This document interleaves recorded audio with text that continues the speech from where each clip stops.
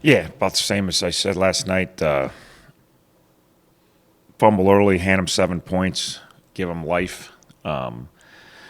Play okay the rest of the first half. We got stops on defense the rest of the first half. We weren't as aggressive and playing as north to south as we'd like. Offensively, got a couple big pass plays. And you score 17 straight and you feel good after you gave them 7. You score 17 straight the rest of the half. Still didn't feel like we were playing like we're capable of playing physical enough on offense and as north and south as we'd like on defense. And second half, defense got after them, suffocated them 3 straight drives. And kickoff team suffocated them. And then had a really good drive. We ran the ball. We threw one bubble, basically ran the ball all the way downfield, much more physical. And then had a big run and got the backups in the fourth quarter, which was nice, especially going into week 11, going into a short week, and being pretty beat up, missing your 2 starting corners, missing your starting Z. Thought a lot of guys did some nice things. I thought our back corners played well. So it was a good win. Another rainy day, getting used to that. The forecast for rain on Tuesday, so that would be great. But a good win, gets to 5-1. You got Northern Illinois coming, who's obviously a very good football team. They're the only team to beat Notre Dame all year, and they're the only team to beat Bowling Green in the league. So they've had a couple close losses. I'm sure they're kicking themselves shoulda, woulda, coulda for where they're sitting in the standings versus where they probably should be in the standings based on a couple tight losses. They really, really, really play good defense. They suffocated Notre Dame for 4 quarters on defense. They're not similar to us as far as structure, but similar to us as far as, defense. No frills. They line up and they get after you. They're not trying out scheme you. They run their base stuff every week. And they have a nice package, but they have really good players that execute their package and play really hard and know how to run their defense. And then they really run the football. They've always been a run football. Obviously, Coach Hammock's ex-great running back and running back coach before he became the head coach. And they've got fantastic tailbacks, really good offense lineouts. They really know schematically how to create mismatches or create angles or create edges with what they do in the run game. So not only are they really good with their personnel in the run game, but they're really good structurally. They always do really good things that make it difficult to defend the run.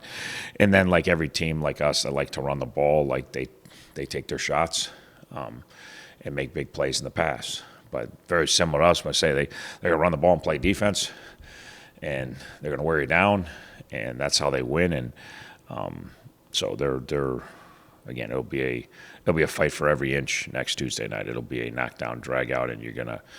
If you don't like to be hit, it's not going to be a good place to be. And if you don't want to play physical, you're going to get your tail kicked. And every yard, every mistake you make is going to be magnified because the yards are going to be tough to come by.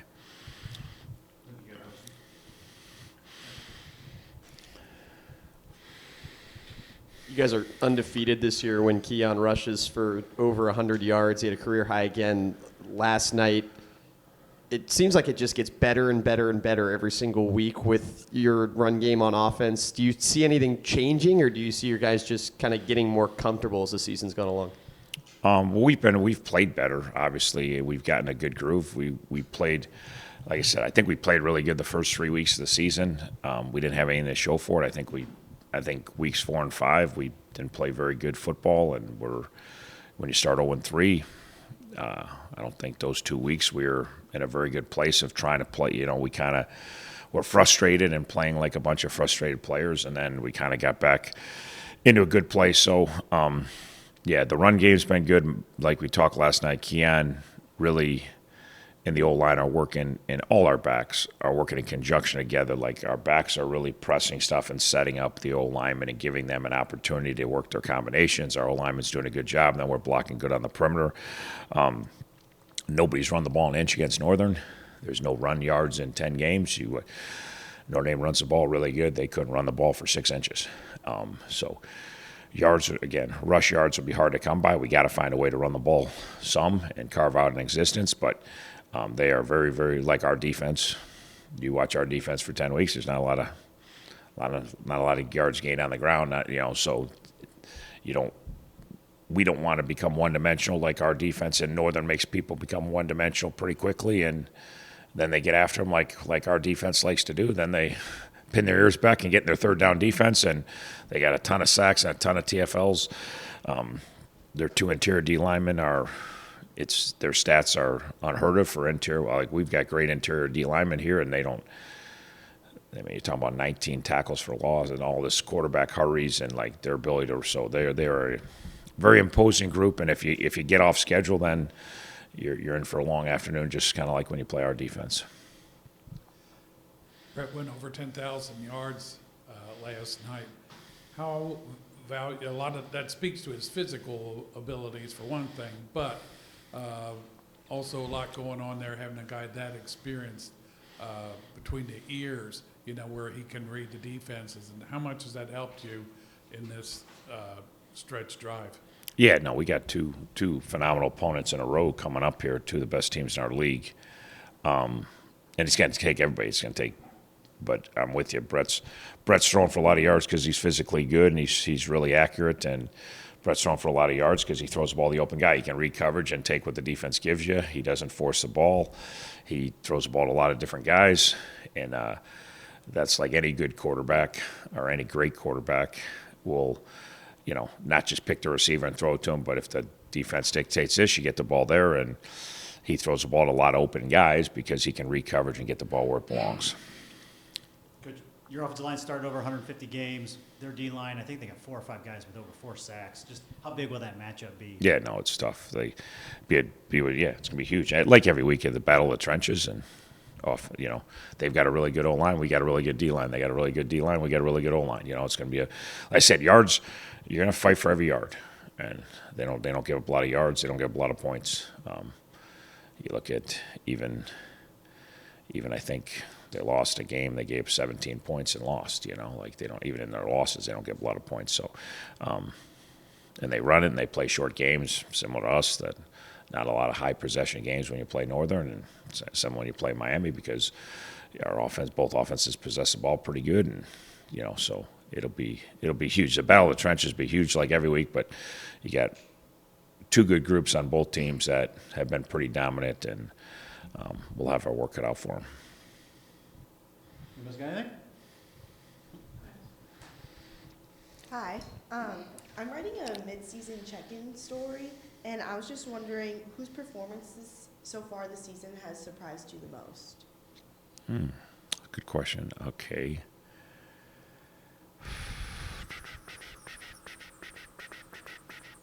Whose performances have surprised me the most?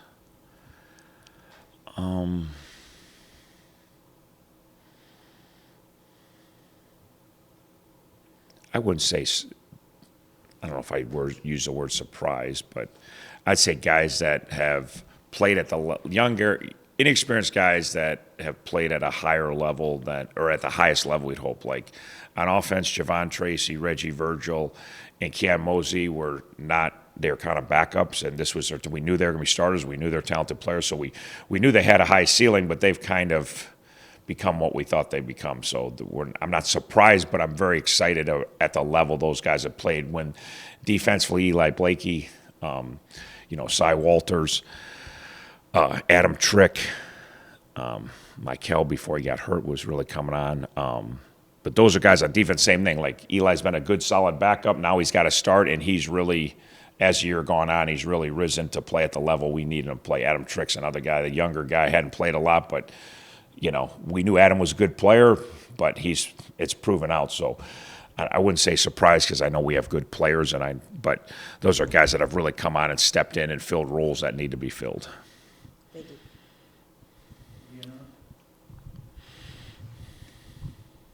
Coach, if Cade McDonald and Rayon Strader might be available this week?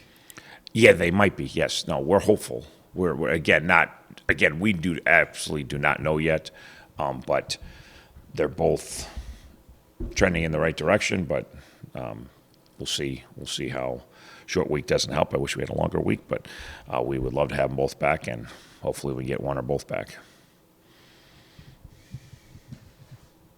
How helpful has it been to see the development of your receivers to help give you a balanced offense and get the chunk plays and everything? They've really been, performing productive recently. Yeah, no, they've been good, and kind of like our whole offense kind of gotten better as the years gone on, and the run game's gotten a lot better, the pass game's got a lot better. We talked a ton early that timing, and again, just as those guys work together, and again, we talk about, like, we're working on our timing, it's just not there yet. It's not always there in practice, and then it kind of started to click. Second half of Toledo, you could see guys are breaking routes on balls right where it's supposed to be, and then it just kind of continued. So the time of our passing game's gotten way better over the years, and again, you're just a little bit off in that, and it's not really good. So, but they've come on. Cade did things last year. Reggie did things in the past. Javon's done things in the past, but not at the level that they're obviously playing at. And again, those are guys that got pushed into bigger roles and have really stepped up.